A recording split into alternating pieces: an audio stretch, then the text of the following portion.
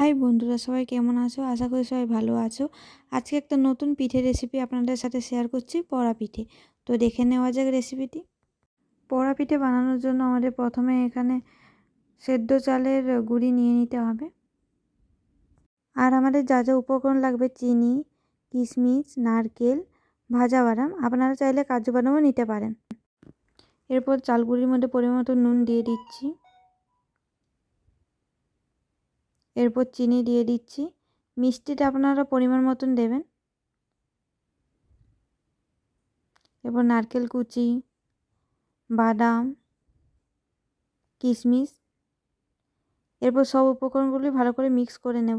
কড়াইতে জল গরম করে নিয়েছি। জলটি যখন ফুটে উঠবে সেই অবস্থায় আমরা চালগুঁড়িটি দিয়ে দিয়েছি। এখন চালগুঁড়িটি ভালো করে মিক্স করে নিচ্ছি।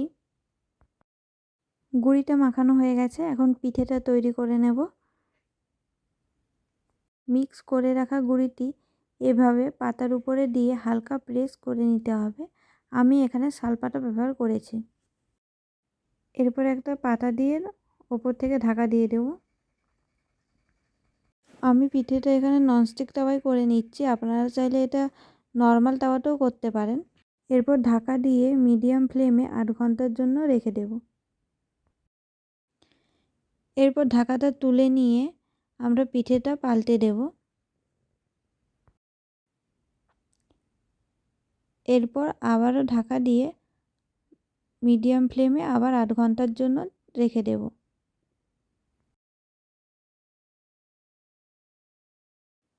8 ঘন্টা পর চলে এসেছি, পিঠেটা আমাদের হয়ে গেছে। এখন আমরা ঢাকাটা নামিয়ে নিয়ে পিঠেটা আমরা নামিয়ে নেব।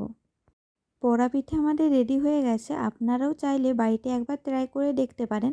আর আমার ভিডিওটি যদি আপনাদের ভালো লেগে থাকে তাহলে লাইক, কমেন্ট, শেয়ার করে দেবেন। আর আমার চ্যানেলে নতুন নতুন ভিডিও দেখার জন্য আমার চ্যানেলটি সাবস্ক্রাইব করে দেবেন।